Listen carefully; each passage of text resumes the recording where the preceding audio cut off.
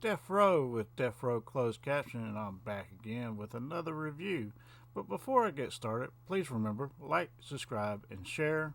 Hit that notification bell so you can see the new reviews that I put out. I'm going to try to put one out every weekend and see how this goes. And today's review is of the movie Dutch, 1991. And it is, in my opinion, a Thanksgiving movie. Because much like Planes, Trains, and Automobiles, it's basically a kid and his soon to be, stepfather trying to get to know each other on the way home for Thanksgiving.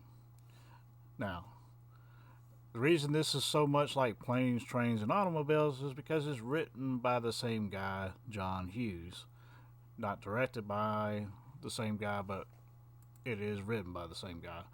Because John Hughes actually directed Plane, Trains, and Automobiles and wrote it, whereas he only wrote this one and is directed by Peter Fonman, which is the same guy who directed Crocodile Dundee, the original Crocodile Dundee movie. So, a little bit different, but it is written, but they are both written by John Hughes. So, let's get started on Dutch, 1991, starring Ed O'Neill from Married with Children, of course.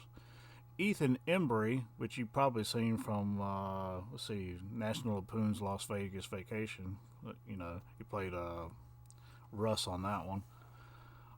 He plays Doyle Standish in this movie, but he's credited as Ethan Randall in this movie. He really is a kid in this movie. He hasn't really done a lot of acting before this movie either. Then you got Jo Beth Williams as Natalie Standish, Christopher McDonald as Reed Standish, Ari Myers as Brock, Elizabeth Daly as Haley, and you'll see them later on in the movie. And of course, this movie, it's something I like to watch every Thanksgiving because this one and Planes, Trains, and Automobiles are my two favorite Thanksgiving movies. And I like Planes, Trains, and Automobiles more than Dutch, but Dutch is a little bit funnier on certain aspects, in my opinion. Plus, I like seeing Ed O'Neill playing something other than something Married with Children or whatever. He actually does a good job in this movie. Great acting. And he comes off as like this. He's like a contractor basically that owns a contracting company, and he's an everyday working man type guy that's made a bit of money, and he's basically the Doyle's mom, which is Natalie right here, is his girlfriend because she is divorced from Reed Standish, which is Christopher McDonald's character, because apparently he cheated on her, and basically she goes through the whole gambit of what happened right here in this little scene here, which is kind of funny. And you find out real early that Ed O'Neill's character Dutch Dooley is kind of clumsy, but he still makes do. And then, of course, there you get Christopher McDonald as Reed Standish. He's kind of a typical upper class a-hole that doesn't want to, basically wants to be controlling everything at all times, including his ex-wife, even though they're not married anymore. He has her living in their old house and all this stuff and paying for all that stuff solely for the purpose, basically he just wants control, being a lawyer that he is. And of course, the only times you see her smile really in the whole movie, and I think it's kind of cool that they did this to kind of give you a clear indication that she's not happy about the ex-husband or whatever, but she only smiles around Dutch Dooley and Doyle, which is her son. And of course, he's at some type of school academy, like a military school academy, and basically she wants him home for Thanksgiving because the father, Christopher McDonald, Reed Standish has decided, hey, I'm going to go to Europe for Thanksgiving. I'm not really going to go pick up my son or anything. I'll let you tell him. And she tries to tell him, and he doesn't believe her for some reason. And he's still of the mind that his dad's going to come pick him up. So he's very spoiled brat, ignorant a-hole that thinks the world of his dad, and he basically is mimicking his dad's behavior. And so yeah, he talks to his mom on the phone. His mom's trying to tell him, like, look, your dad's not going to come get you, so you need to come home to me for Thanksgiving or whatever, and all this stuff. And he doesn't believe her. He's like, my dad wouldn't stand me up and all this kind of stuff, and then just hangs up on her. And so that's when Dutch decides, hey, I'll volunteer and go get your son. Maybe on the way back we can bond together, get to know each other and all this stuff. And it won't be so awkward later when me and you get married, and, we can kind of sort of already be friends, so to speak. And Dutch is not the type that's, he's like, I'm not going to try to be this kid's son. I mean, not kid's son. He's not going to try to be this kid's dad or anything like that. He doesn't have any illusions that he could be this kid's dad. He just wants to be friends with him so they get along.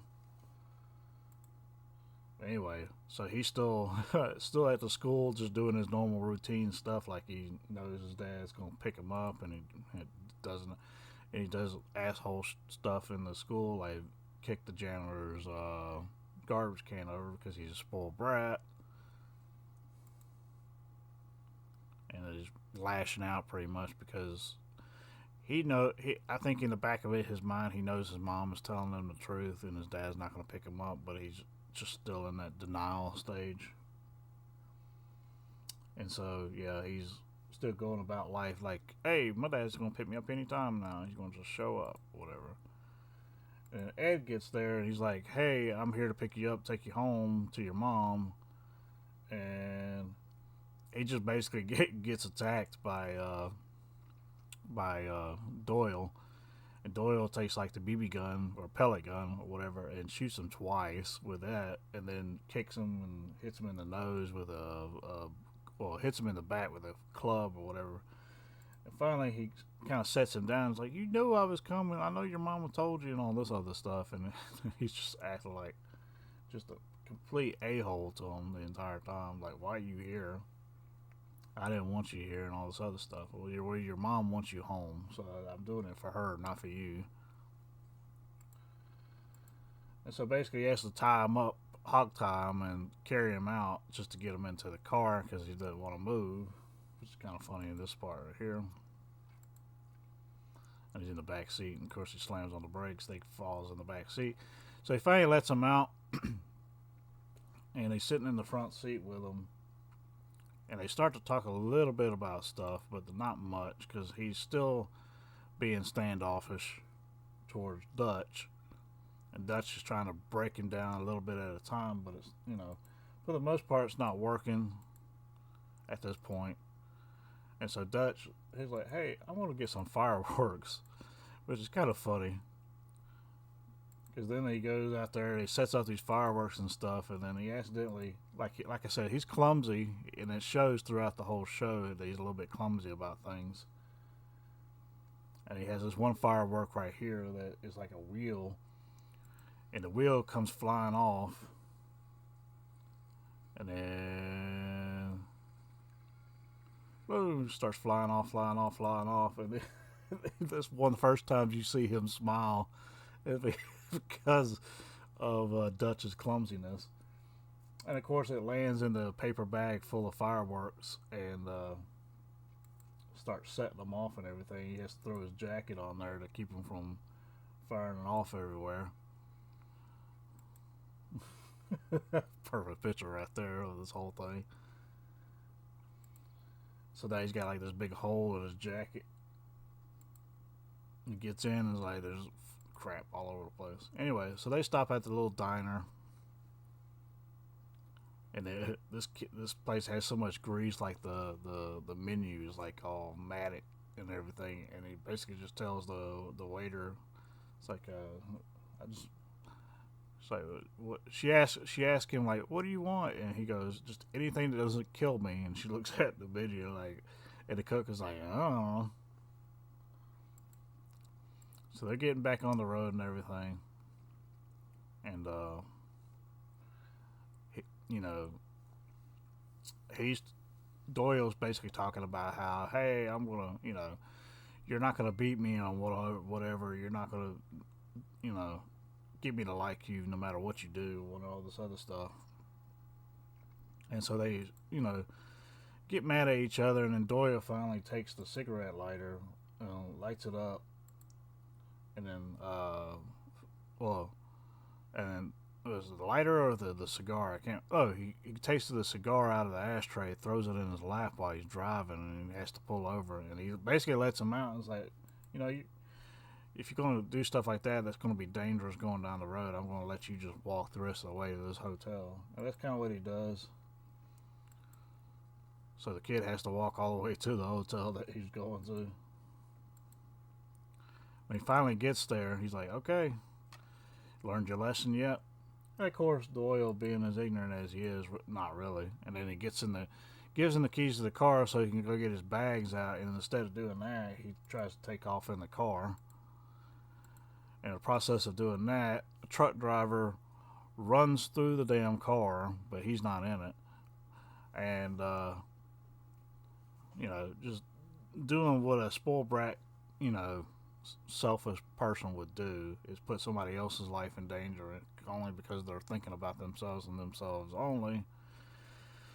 And what Dutch does is he kind of pays the truck driver off a little bit and says, look, if you need more money for repairs, he gives him the car to his construction company and says, just call my office, call the office after the weekend if you need more. And I appreciate you sticking to the story for the cops so the kid doesn't get in trouble and all this other stuff. Basically sticking his neck out for the kid in this little part here. And of course, Doyle still doesn't understand what's going on. And then they fight in the hotel room, which is kind of funny because as Doyle being as clumsy as he is, he lets him take the first shot. And of course, him knowing a pretty good bit about karate gives him a pretty damn good shot and knocks him out. And then the kid, Doyle gets kind of a little scared a little bit and closes himself off in the bathroom. And then we get to the part with the cards, which is kind of funny, in the cards. And then the next morning they're eating breakfast, and Doyle, being the ignorant, spoiled brat that he is basically stroking his own ego about how he got the upper hand on Dutch the night before and all this other stuff. And Dutch is like, you know what? I could do something you can't do. And Doyle's like, well, what is that? I can pay for my own breakfast. And he does. And then lets Doyle not eat anything. Of course, the infamous scene after this is where they're standing outside. And, let's see, get to that part. They're standing outside, and Dutch is, full from eating breakfast. And, of course, Doyle hasn't eaten anything. Of course, he's looking at him like, you son of a bitch. It's like, don't matter. You keep putting yourselves. It's like Doyle keeps putting himself in these situations where he can't just say nothing. He has to say something, and every time he says something, it ends up getting him in more trouble. So you can't keep your ego in check, and so Dutch pretty much put his ego in check by like, hey, I'll pay for my breakfast. I don't know what you're gonna do. It's like, was that water tasty? It's basically what Doyle ended up eating was water. And of course Dutch is standing there, and he makes this comment after he burps. He's like, nothing burps as good as bacon.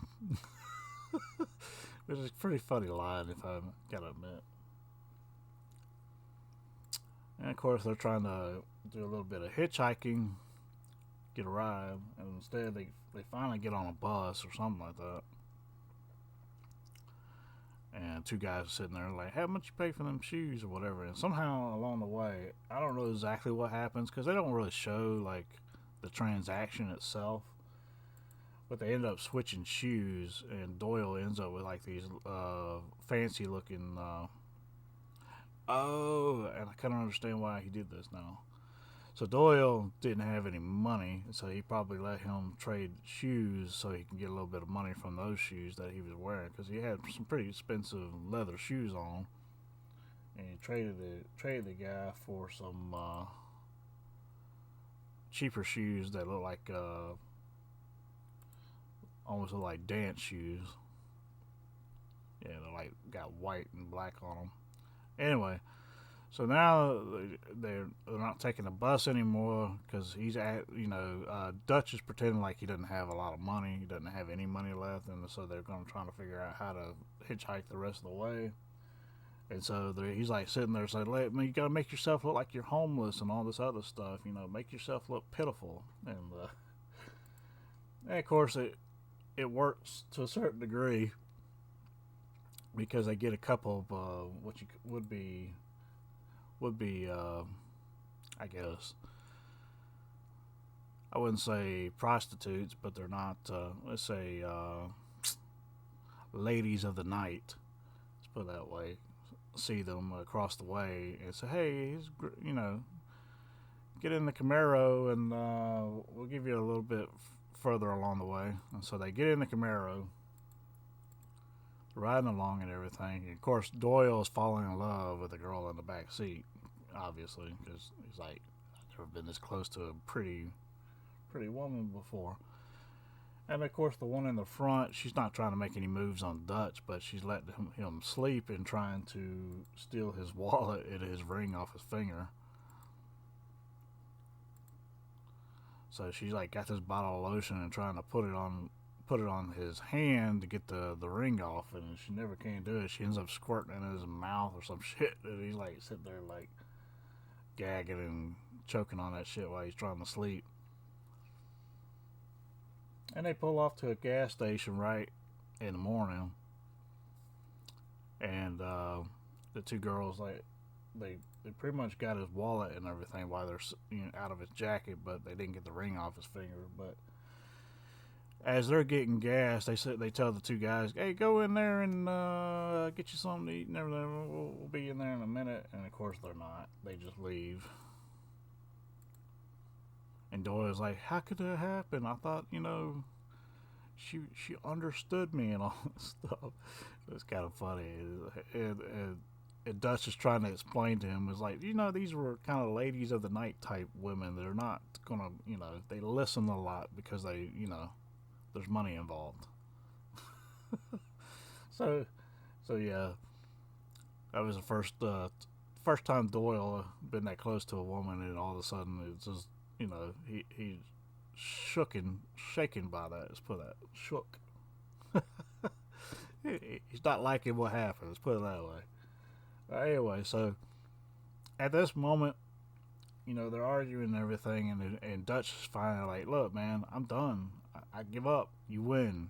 You ain't gonna go see your mama. You obviously don't like your mama or whatever." It's like, I never said I didn't like my mom. I didn't love my mom or whatever. And I think this is when Doyle finally realizes, like, what I've been doing has been hurting my mom, not just hurting this guy that my mom loves, the boyfriend, but I'm also just hurting my mom in general. So, Dutch is telling him, like, "Hey, call your mom, come pick you up. I'm done. I'm just going to go over here. Wait till I get arrested. At least I can go get some sleep." So, yeah, he goes to the phone booth. Doyle goes to the phone booth, but he doesn't call his mom. He tries to call his dad. And when his dad doesn't answer, but the girl he's in bed with answers, and basically says, "Oh, he's sleeping. Anyway. So, yeah, he figures out that his mom was telling him the truth, and his dad was really in somewhere else and not going to pick him up. So, that's when he finally realizes, like, I should have been nicer this whole time. I've just been an asshole. So yeah, here's the woman talking to him on the phone, like he's asleep. Don't wake him. Like, what the hell? So then he's like, oh shit, I've been wrong this whole time, and my dad's been playing mind games with me, basically.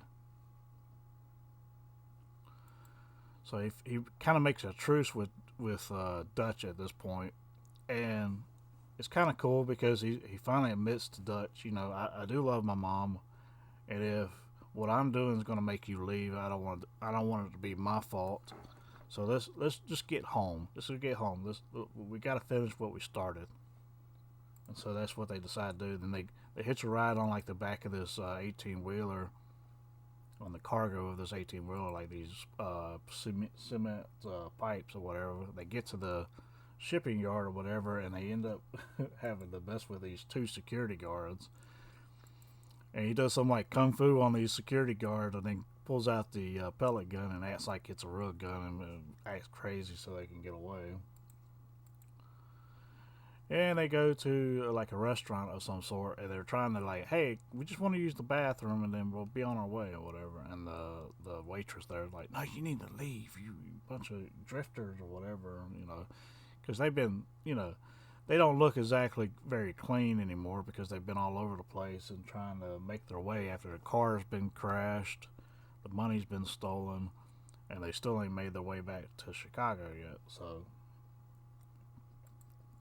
But the two people sitting in that booth behind the waitress, they take them to like a homeless shelter or whatever, so they can at least get something to eat and sleep before they make their way home the next day, and maybe get it, a little bit cleaned up or whatever. So that's what they do, and that's the first time you see the good side of Doyle for the most part, because he's there, he's seeing a different.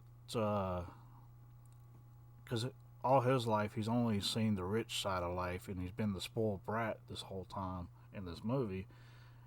And the first thing he does to make you like him is he makes peace with Dutch, makes a pact with him like, hey, we're gonna get home. I'm not gonna give you any more trouble or whatever. And then the second time he starts to get a little bit better is when you see him in this homeless shelter, and he's trying to be all clean about when he's eating and everything. He does this whole thing where he sets everything out a certain way and everything like that. And he has this little girl that is trying to get his roll or little biscuit or whatever. And he said, "No, that's mine." And then finally, he gives the girl that's sitting next to him to the right in this picture the other half of his roll. Just being nice. And, Dutch sees this and he's like, see, you're starting to understand life ain't just about you and your problems. Everybody's got problems. It's kind of a good scene right here, actually. And of course, we get to it's like, yeah, there's a little girl that he gives his roll to right there. And Doyle's kind of feeling like, humbled, I guess you could say. He's like, my life ain't this bad. I mean, this is pretty bad when people have to live in this type of conditions, and you have all these cots laid out here in like a gymnasium looking area where everybody's sleeping. And of course, Dutch is having an issue with his cot. It just keeps falling apart on him and making a loud noise and waking everybody up. It's kind of funny. That whole clumsiness thing with Dutch in the bed. And of course, Doyle's laughing at it. But they switch beds so he won't do it again. And he's talking to the woman whom he gave the role to, the daughter of the woman he gave the role to. And she's talking about how, things are tough of not getting a job and basically having to move around to certain areas for certain jobs, and it's nice to be able to come to a place like this and get cleaned up, rest, and then kind of figure out where you need to move on to next. And They're just talking, and she's asking about Dutch and that kind of thing. He's like, yeah, he's a pretty nice guy. I shouldn't have, we come this far and all this other thing. And we're just trying to make it home, and just bad things happen. And then I think in this whole section with the homeless people, it kind of gives Doyle a perspective on how his life is so pretty much lives a charmed life. If you get my drift, I mean, he didn't understand that, and he was always so angry about everything all the time. And I can kind of, after seeing these people and these people going out of their way to help him, they put them in their little station wagon and take them all the way to the mansion. And when they get to the mansion, Dutch, basically gives the man, the husband and wife, his card. It's like, come in on Monday, and we're gonna see if we can't put you to work. Trying to help them out. Also, for giving them a ride, and also he's gonna try to help them out with getting a job and get on their feet, pretty much. For helping them out, getting them home in that station wagon. Because that station wagon, the sound of it and the look of it, that sucker shouldn't have made it that far, to be honest with you. So they finally make it home. And who of all people is there? It's Reed Standish, the asshole dad. And he answers the door. It basically tries to make Doyle pick him or her. Like, pick your mom or pick me. You going with me, or you gonna stay here with your mom? Like, for one, for anybody that is for any couple that is divorced, you don't ever make your kids pick one or the other. You're just gonna make that kid hate you when they get older. When you try to make them pick you or your mom. Or the mom, you know what I mean. Anyway, he ends up picking the mom because he spent all this time with Dutch, and Dutch has gone through all this mess to get him home to see his mom, and he knows for a fact that his dad canceled on him pretty much. And he's just there playing mind games with him. Is pretty much all he's wanting to do right now. And Doyle, at this time, has seen so much and done so much, he can see right through his father's bullshit now. So he's like, whatever, dude, you're going to do what you want to do. And then, goes to his mom. And then, in retaliation, Reed Standish here, he's like, I want you out by whatever, by the weekend, after the holiday's over, I want you out of my house or whatever. And I was like, whatever. And so, yeah. Yeah, Dutch is like, we'll see about that. The way he's looking at him in this video, in this shot right here, like, yeah, you don't know what's coming, do you? And so, yeah, Doyle decides to stay with Mom and Dutch. And Dutch is like, yeah, I'm going to take care of this little business outside real quick. He goes outside and nails him in the head with the ring on his pinky finger. You see a little spot on his head right here because he just got hit. And he basically, stands him up straight. It's like, look, that boy is always going to be your son. He's never going to be my son. So you need to start acting like a real father. And so I don't have any, qualms about, being his stepfather. I will only be his friend and always be his friend, but I can never be his father. You need to be his father and stop screwing around and messing with his head and screwing around and messing with his mom like that. With that said, you're going to give us about 6 months to get moved out of here. I think that's about okay, don't you think? And he's like, yeah, 6 months, fine. And so he kind of sends him on his way with that little tidbit of information. And of course, they're sitting around the table and everything at the end, eating Thanksgiving dinner. And he tells him, hey, go get something from the coat for your mom. And then, he pulls out that pellet gun. They're like, all right. Because throughout the entire movie, because when Doyle shot him twice with the pellet gun when they first saw each other in Doyle's room at the school, and first thing Dutch said was, "I'm keeping this pellet gun for myself, and at any point in time, I will be shooting you back. But you will not know when it's coming. It's like I'm gonna get you back for that, basically. And so he's like, finally, he gets them to stand up as they're eating, and he gets them turned, and then he waits for him to turn around. He acts like he's not going to shoot him, and then like the screen goes to credits, and then you hear him get shot with a pellet gun. It's kind of funny, and then that's the end of the movie. But yeah,